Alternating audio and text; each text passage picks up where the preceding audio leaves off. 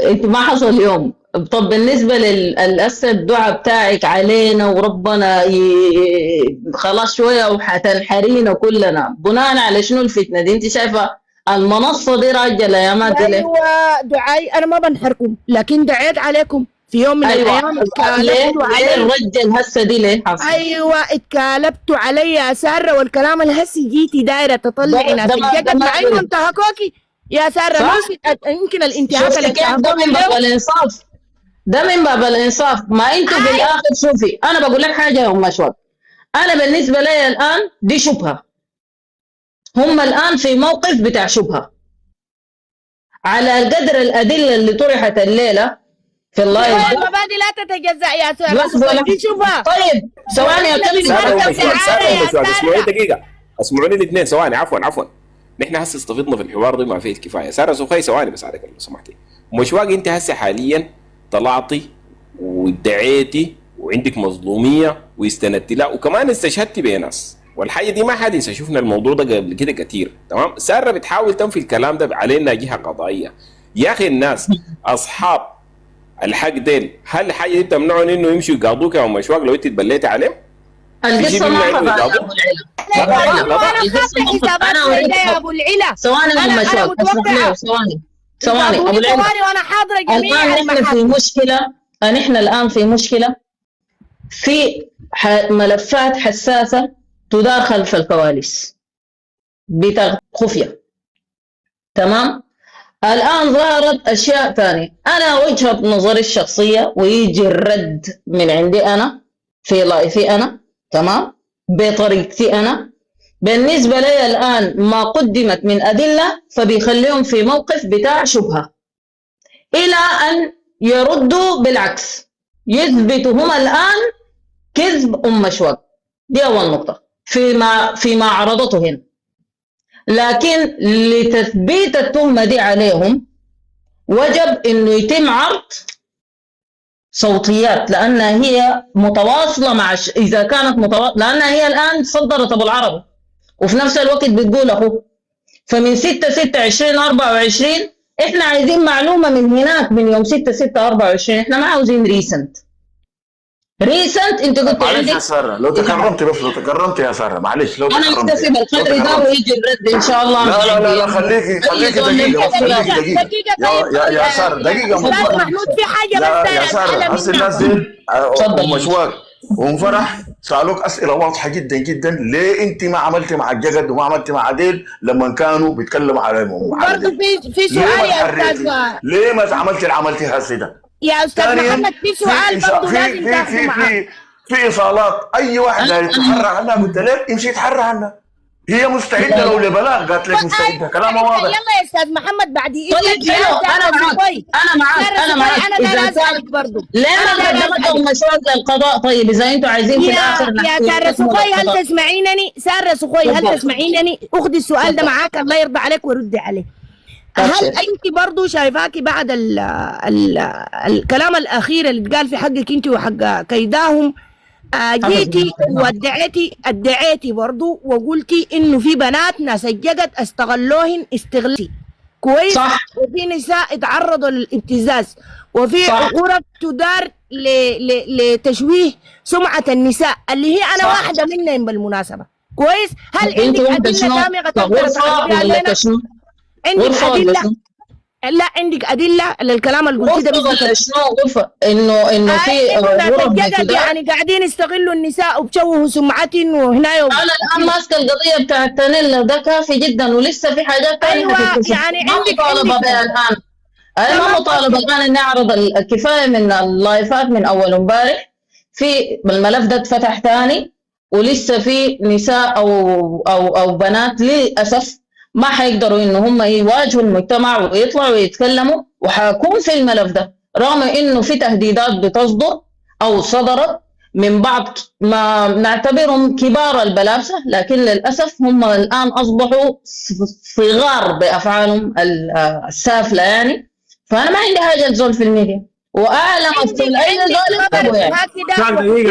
ظالم دقيقة أنا بس عندي حاجة تنظيمية كده. ما في ملبوس كبير ده يا سارة هي لأنه جات متأخرة دقيقة أنا حاديكم مقترح وتجربوه ونشوف بعد ذاك ردة فعل الأستاذة سارة. أنت لأنك ما كنت موجودة من بداية اللايف، في حاجات عرضتها أم أشواق وهي خلتنا نحن نتكلم بالمنطق ده، إنه بعد الكرة في ملعب الطرف الآخر اللي هو استلم الإشعارات دي. لما الزول يحول لزول رصيد ولا يحول له قروش وكده، التحويل ده حصل بعد ذاك، هل الطرف الآخر هو رجع القروش دي اتقبلها كذا؟ المسائل دي تبقى الكرة في ملعب الطرف الثاني. صح يا أستاذ سارة؟ ده الكلام اللي قلته قبل شوي. احنا الان تعاملنا مع واقعه انت ما حضرتيها، انه هي عرضت اشعارات من 2024 لحد قالت قبل فتره قريبه جدا، يعني هي تحدد لك 12 لحد يوم 12. اخر تحويل قالت 12/6/2026. حنكبر الشاشه، حنكبر لك الشاشه يا استاذ ساره وانت تشوفي الاشعارات دي من جديد. يعني كان بيديك معلومات لغايه يوم 12/6/2026. انت بعد ذاك الحصل، انت ما خليكي من الحصل، انت ذات الاشعارات دي كونه زول دعام يرسل لزول بلبوسي قروش، انت شايفاها دي حاجه عاديه؟ طيب انتوا معناه انتقدتوا ومفرح لشنو يعني؟ عاملين بها حفله. والله لو انا كنت يا برلين شايفاها حاجه عاديه ما كان جيت النص. طيب هاي ما ده بس احنا دايرينكم تحققوا في الموضوع ده. بعد ذاك اللي حصل بيناتهم ده مساله بتاع انه المعلومات حقت ابو العربي مشروع دي لازم تقدم المحادثات دي، وقالت لك انه حتعرضها بالشكل اللي هي تشوفه. لكن الان الشيء الموجود ونحن ذاتنا بنشوفه انه نحن انتقدنا فيه المساله دي، زول بيجاهر بعداء وكراهيته لام اشواق دي وبيعمل عليها لايفات ومحتوى لمنصته وعامل فيها المنصه التحليليه ويعكس اللايفات والكلام الفارغ ده، وبعد ده هو زول يعني اتضح انه بيتلقى يعني تهمات من فرح من مشواق. طيب ممكن الكلام ده في حد ذاته تعرض لها الحاجات دي. انا ما حاسس بانك انت كنت ما جيتي انا ما عارف بس انا ما فتحت مش معلش يا عبد العزيز، يا عبد العزيز ومشواق وساره، انا بس داير اعرف يعني هو الزول اللي قاعد مثلا خاطي الجيش غطى على اساس انه مثلا يستفيد منه او يدخل بين الناس دي معلومات عشان يضلل بها، يقوم يتهم ام فرح جنجويديه وما عارف سر سخوي جنجويديه، ما عارف الزول اللي بيتخالف معاه وما بيمشي معاه بنفس الحاجه دايره بيبقى جنجويدي وهو الزول الوطني دي. انت بتشيل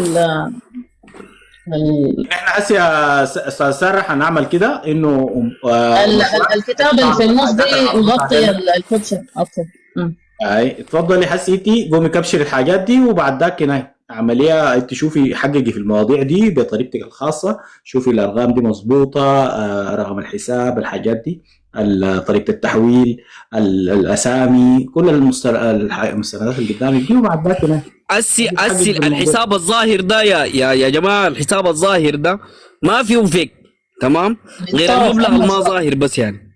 لحظة بس أيوة. ثبتي هنا دي مأخوذة من تلفون تاني، الانعكاس بتاع التلفون التاني ظاهر هنا في السكرين ده. صح. اوكي كملي. انا صورتها من تليفوني ده عشان ارسلها هنا يا سارة. الرقم اللي جعلت تليفوني ده انا عملت سكرين ورسلتها هنا. اي طيب اللي جعلت انت بترسل لي الرقم يا ام شواق، صح؟ الرقم وين يا جماعه؟ الناس اللي بتتحقق دي عينه يا ابو العيله وساره، ثواني بس، الناس اللي بتتحقق دي هي ام شواق ذات عرفت الزول ده رقم حسابه ده من وين ذاته يعني، ما دي حاجات يا جماعه الناس تكون منطقيه فوقها. الزول ده تواصل مع ام شواق دي. مجاهد يا ولد شرف، ما في مشكله. مجاهد ده جا من وين؟ اخوه ما اخوه دي كده. شفتي رقم وضع العربي ده انا مرسله فوقه كم اشعار وعندي المستندات دي. انت مش دايره مستندات؟ تمام اوكي، عندي المستندات ورسائل بيني وبينه من باب الانصاف برضه حاليا يبكي في زاويه. تمام اوكي، ما نشوف رقم حسابه كامل، نزليها في صفحتك يعني ولا تليفونه. لو بقى ده ما رقم حسابه يا ساره والله انا مستعده لاي شيء واكون زوله كذابه. رقم الحساب 223 32 92 9 ده لو ما حقه والله هنا محمد المصطفى يلا ام شواق وساره عنزينكم وكل الموجودين دي يا جماعه، عشان الناس اللي جات في اللايف ده وما عارف الحاصل شنو. الحاصل ده في واحد اسمه محمد المصطفى العربي، تمام؟ الزول ده قاعد يسترزق من قصه الحرب، وقاعد يسترزق من انه هو قاعد يدعم في القوات المسلحه وقاعد يبتز الناس وقاعد يبتز النسوان والبنات وكده، تمام؟ دي حاجه. الحاجه الثانيه انه زول ده متعاون مع الدعم السريع في اعطاء المعلومات لام مشواق، من اجلها قاعد ياخذ قروش. ودي زي ام مشواق هنا وضحت لي، بغض النظر انه الموضوع ده بعدين يجي انه مشواق دي مفبرك الحساب ده ما مفبركاو. المهم الزول ده جانا اسمه هنا رقم تلفونه ورقم حسابه.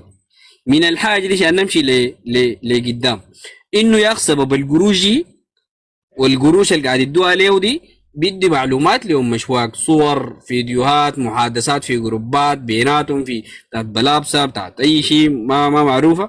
المهم الزوله دي مشواق مستفيده منه، قاعد تاخذ معلومات قصاده، هو قاعد ياخذ قروش.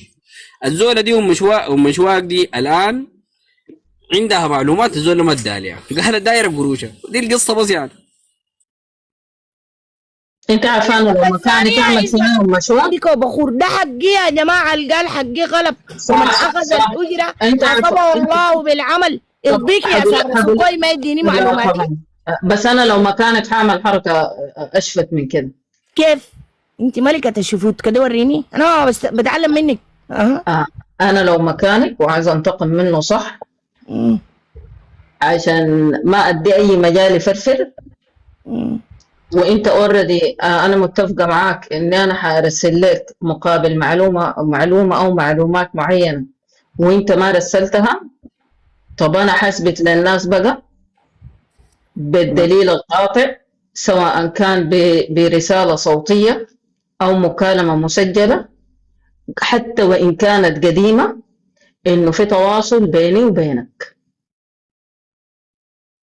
ده كله موجود يا سخوي يعني. خلاص في انتظار الكلام ده. لما انا في حاجه واحده يعني، انا والله شوفي في المصداقيه دي انا فخوره بنفسي حد الغرور يعني، وانت عارفه انا حاجه ما متاكده منها ما بقولها عشان انتقل من ود العربي ولا ود اللي هناك.